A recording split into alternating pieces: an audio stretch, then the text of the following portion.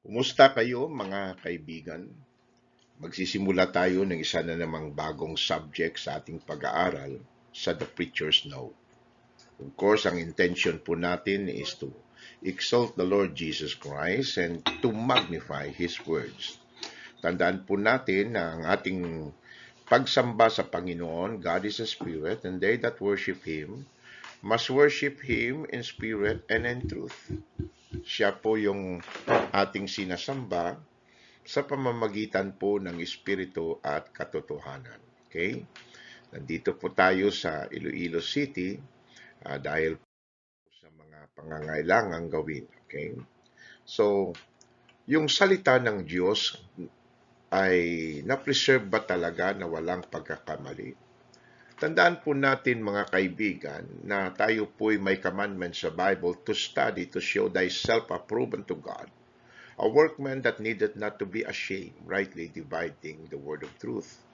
Ba't sasabihin ng Diyos na tayo mag-aral at ang kanyang salita pala ay puno ng pagkakamali? Di po ba? Tandaan po natin na ang ating Panginoong Diyos is separated from sinners. She is the holiest of all. Kaya pong kanyang salita ay ganun din po. Yung mga tao ngayon, people ask the question. Kaya kahit na yung mga fellow believers natin, they ask the question, why can't the Bible speak as we speak? No. Well, the answer is very simple because God is speaking, not us. Kailangan po natin ng salita ng Diyos, hindi po natin kailangan yung salita ng tao. That is why we do not use modern version because they are corrupt. Okay? The preserved word of God is found in the King James Bible. Tinatawag po itong authorized version, tinatawag po itong King James Bible. I don't mind. Ang importante sa akin kung ano pong nakasulat sa loob. Okay? Is it God's pure word or not? Okay? Now, napakarami na po ng mga new versions sa mundong ito. Marami na. But by their fruits you shall know them. Alam po natin yan. So, ito pong gusto kong unang sabihin.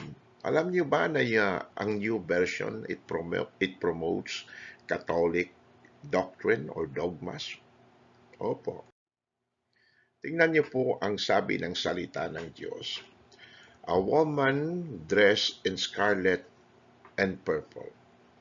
And the woman was arrayed in purple and scarlet color and decked with gold and precious stones and pearls, okay, having golden cup, wow, in her hand, full of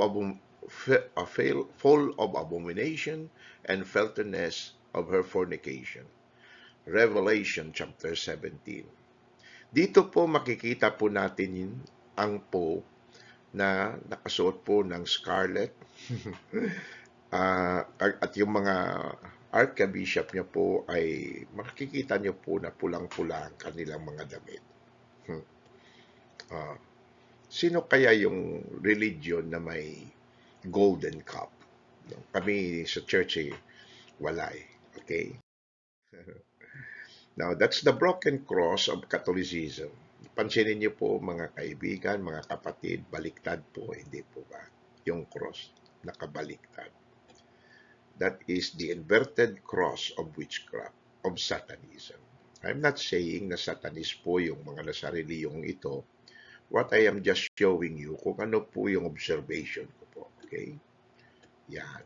Malinaw po. Now, yan po ang ceiling ng Sistine Chapel.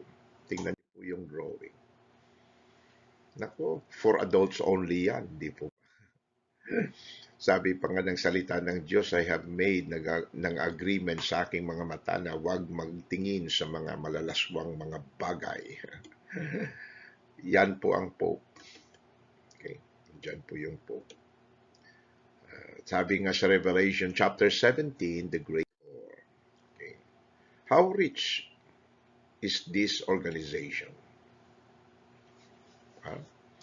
Mababasa po natin sa Revelation chapter 18 na napakayaman po niya, na the merchandise of gold and silver and precious stones and of pearls. Napakayaman. And then sa pinakalas po ng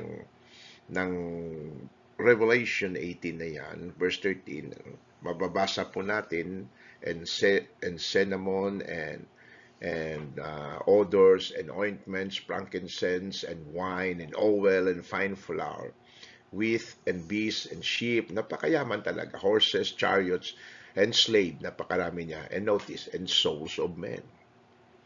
Itong false religion na ito, sabi ng Bible, negosyo niya po yung kaluluwa ng tao. Nung isinilang ka, kailangan mo ng parents mo na i-baptize ka sa church. Magbabayad ka, syempre. And then, nag-asawa ka, magbabayad ka pa rin. Pagpakasal mo. Pag namatay ka, babayad ka pa rin bago ka ilibing.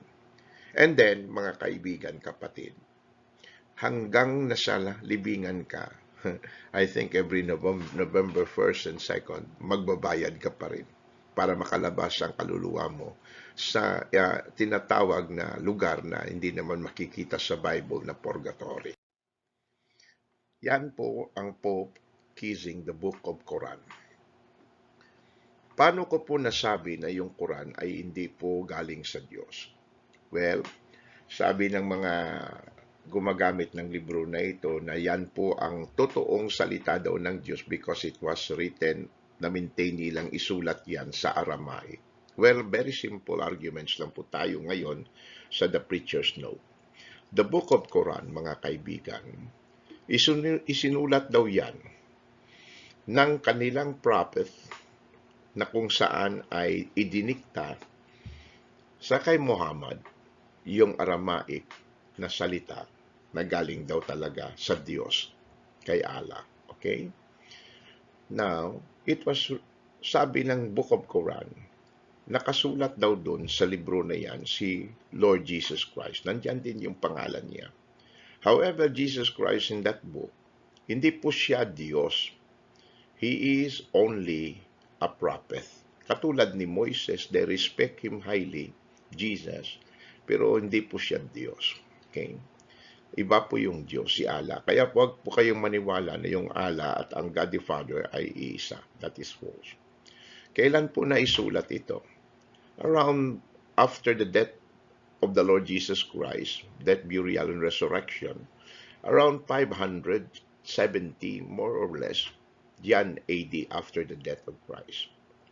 So, bakit ako maniniwala sa libro na yan na mahigit 500 taon na bago na isulat? Dinikta daw ng angel tulad ng Book of Mormons sa kanilang prophet na si Muhammad. At yan, lumabas yung Quran.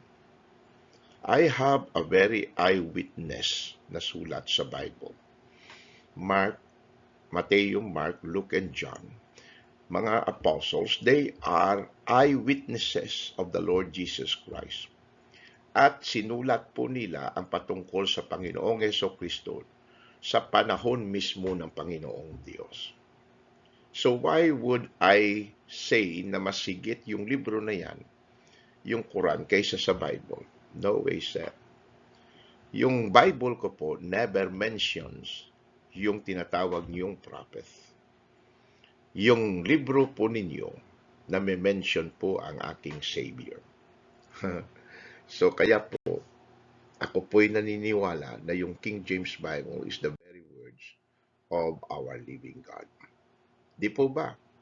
So, do you have the perfect Bible? Yung Bible po na hawak mo ngayon o kaya'y gamit ng preacher mo, yan po ba'y inspired and preserved? Pag-aaralan po natin yan dito sa The Preacher's Note. Hanggang dito muna tayo. May the Lord bless us all. God bless. God bless po.